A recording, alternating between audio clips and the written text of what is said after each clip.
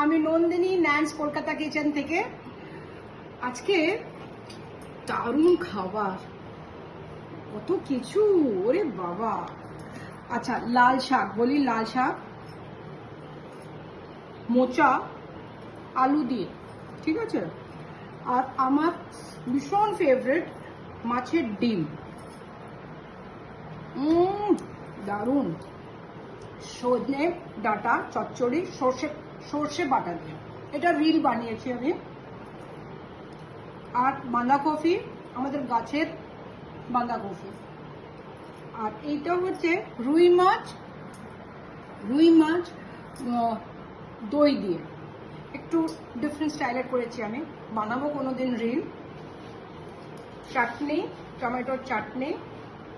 আর এইটা মাসি পাঠিয়েছে আমার, পায়েস, দারুণ। আপনারাও রান্না করুন, এতগুলো পদ না হলেও চলবে, কিন্তু রান্নাটা ভীষণ ভাল লাগে করতে আমার, এই জন্য আপনাদের কাছে ডিফারেন্ট নিয়ে আসি।